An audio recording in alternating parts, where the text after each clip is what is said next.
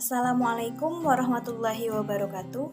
Saya Halimatus Sa'diyah NPM 2022015 kelas A31 Prodi Teknologi Pendidikan Fakultas Keguruan dan Ilmu Pendidikan pada mata kuliah Strategi Belajar dan Pembelajaran dan dosen pengampu Ibu Nora Agustina MPD. Saya di sini akan menjelaskan pemaparan materi pada resum pertemuan ke-10, yaitu membahas tentang jenis-jenis strategi pembelajaran. Strategi pembelajaran itu sendiri dapat diartikan sebagai perencanaan yang berisi tentang rangkaian kegiatan yang didesain untuk mencapai tujuan pendidikan tertentu.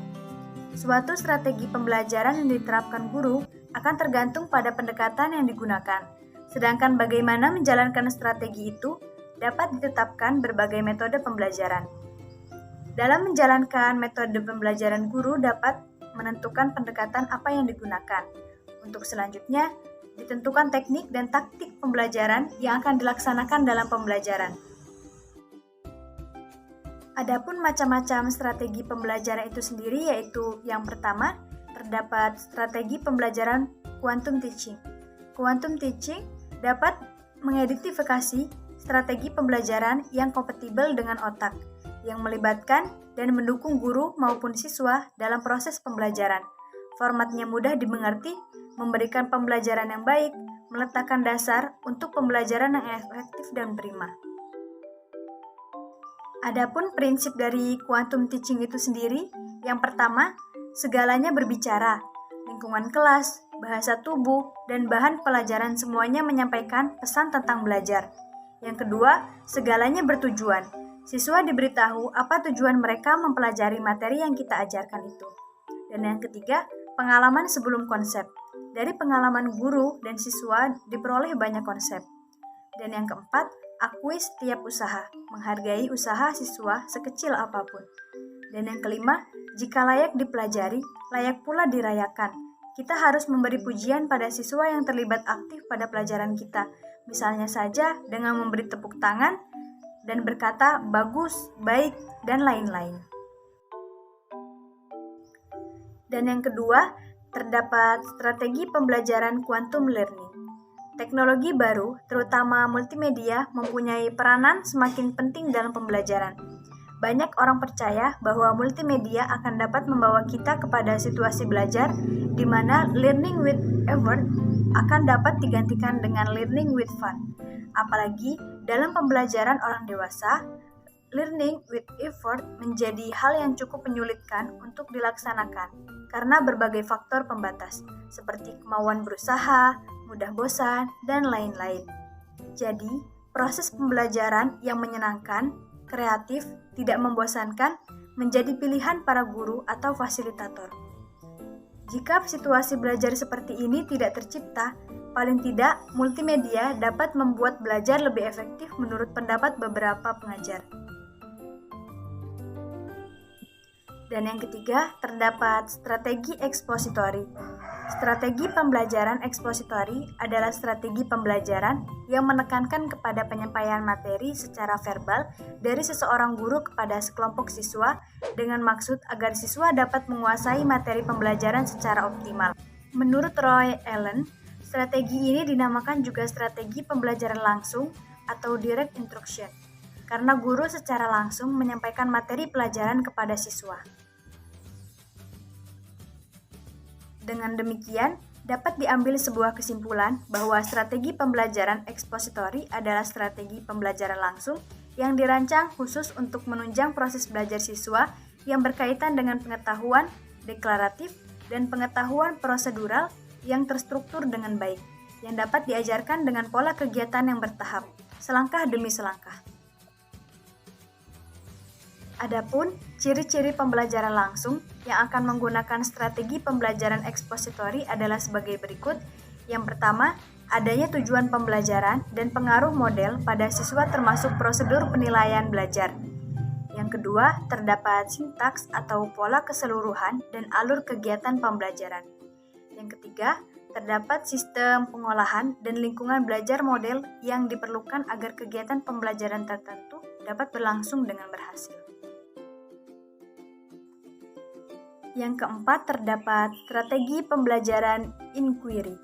Strategi pembelajaran inquiry atau SPI adalah rangkaian kegiatan pembelajaran yang menekankan pada proses berpikir secara kritis dan analitis untuk mencari dan menemukan sendiri jawabannya dari suatu masalah yang ditanyakan. Ada beberapa hal yang menjadi utama strategi pembelajaran inquiry. Yang pertama, menekankan kepada aktivitas siswa secara maksimal untuk mencari dan menemukan. Artinya, strategi inquiry menempatkan siswa sebagai objek belajar. Yang kedua, jika bahan pelajaran yang akan diajarkan tersebut tidak berbentuk atau konsep yang sudah jadi, akan tetapi sebuah kesimpulan yang perlu membuktikan. Dan yang ketiga, jika proses pembelajaran berangkat dari rasa ingin tahu siswa terhadap sesuatu. Yang keempat, jika guru akan mengajar pada sekelompok siswa, rata-rata memiliki kemauan dan kemampuan berpikir. Strategi ini akan kurang berhasil diterapkan kepada siswa yang kurang memiliki kemampuan untuk berpikir. Yang terakhir, jika jumlah siswa yang belajar tak terlalu banyak sehingga bisa dikendalikan oleh guru. Tujuan utama dari strategi ini adalah pengembangan kemampuan berpikir. Terdapat beberapa prinsip pada strategi pembelajaran inquiry, yaitu sebagai berikut. Yang pertama, terdapat prinsip interaksi, yaitu proses pembelajaran. Pada dasarnya adalah proses interaksi, baik interaksi antara siswa maupun dengan guru, bahkan interaksi antara siswa dengan lingkungan. Yang kedua, yaitu prinsip bertanya, yaitu peran guru yang harus dilakukan dalam menggunakan SPI adalah guru sebagai penanya. Sebab, kemampuan siswa untuk menjawab setiap pertanyaan pada dasarnya sudah merupakan sebagian dari proses berpikir. Yang ketiga, terdapat prinsip belajar untuk berpikir. Belajar bukan hanya mengingat sejumlah fakta, akan tetapi belajar adalah proses berpikir, atau learning how to think. Yang terakhir, terdapat prinsip keterbukaan. Belajar adalah suatu proses mencoba berbagai kemungkinan, segala sesuatu mungkin saja terjadi. Oleh karena itu, anak perlu diberikan kebebasan untuk mencoba sesuai dengan perkembangan kemampuan logika dan nalarnya. Adapun keunggulan dan kelemahan strategi pembelajaran inquiry, pada keunggulannya, SPI merupakan strategi pembelajaran yang banyak dianjurkan karena strategi ini memiliki beberapa keunggulan, yaitu seperti yang pertama, SPI merupakan strategi pembelajaran yang menekankan kepada pengembangan aspek kognitif, afektif, dan psikomotorik secara seimbang sehingga pembelajaran melalui strategi ini dianggap lebih bermakna. Yang kedua, SPI ini dapat memberikan ruang kepada siswa untuk belajar sesuai dengan gaya belajar mereka. Dan yang ketiga, SPI merupakan strategi yang dianggap sesuai dengan perkembangan psikologi belajar modern yang menganggap belajar adalah proses perubahan tingkah laku berkat adanya pengalaman. Keuntungan lain adalah strategi ini dapat melayani kebutuhan siswa yang memiliki kemampuan di atas rata-rata. Artinya, siswa yang memiliki kemampuan belajar bagus tidak akan terhambat oleh siswa yang lemah dalam belajar. Adapun kelemahan dalam strategi pembelajaran inquiry ini, di samping memiliki keunggulan tersebut, SPI juga mempunyai kelemahan, yaitu sebagai berikut. Yang pertama, jika SPI digunakan sebagai strategi pembelajaran, maka akan sulit mengontrol kegiatan dan keberhasilan siswa. Strategi ini sulit dalam merencanakan pembelajaran, karena terbentur dengan kebiasaan siswa dalam belajar. Kemudian kelemahan lainnya, kadang-kadang dalam mengimplementasikannya memerlukan waktu yang panjang, sehingga sering guru sulit menyesuaikannya dengan waktu yang telah ditentukan. Kemudian, jenis-jenis strategi pembelajaran selanjutnya yaitu strategi pembelajaran problem-based instruction. Model pembelajaran ini disebut juga pembelajaran berdasarkan masalah. Model pembelajaran ini mengangkat satu masalah aktual sebagai satu pembelajaran yang menantang dan menarik. Peserta didik diharapkan dapat belajar memecahkan masalah tersebut secara adil dan objektif. Adapun langkah-langkah pembelajarannya, dalam strategi ini yaitu sebagai berikut. Yang pertama, guru menjelaskan kompetensi yang ingin dicapai dan menyebutkan sarana atau alat pendukung yang dibutuhkan. Kemudian, guru juga dapat memotivasi siswa untuk terlibat dalam aktivitas pemecahan masalah yang telah dipilih.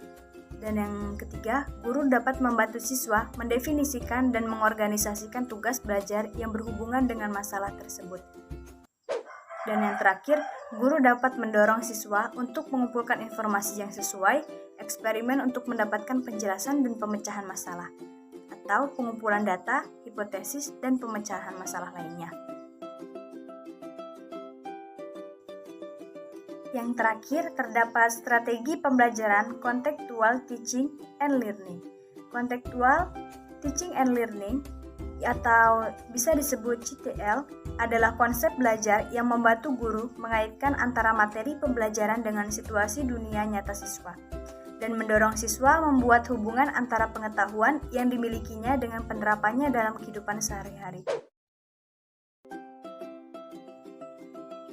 Adapun karakteristik pembelajaran kontekstual ini, terdapat beberapa karakteristik. Yang pertama, pembelajaran dilaksanakan dalam konteks autentik. Yang kedua, pembelajaran memberikan kesempatan kepada siswa untuk mengerjakan tugas-tugas yang bermakna. Yang ketiga, pembelajaran dilaksanakan dengan memberikan pengalaman bermakna kepada siswa. Yang keempat, pembelajaran dilaksanakan melalui kerja kelompok, berdiskusi, saling mengoreksi antar teman. Dan yang terakhir, karakteristik yang terakhir yaitu pembelajaran memberikan kesempatan untuk menciptakan rasa kebersamaan, bekerja sama, dan saling memahami antara satu dengan yang lain secara mendalam. Sekian, terima kasih. Wassalamualaikum warahmatullahi wabarakatuh.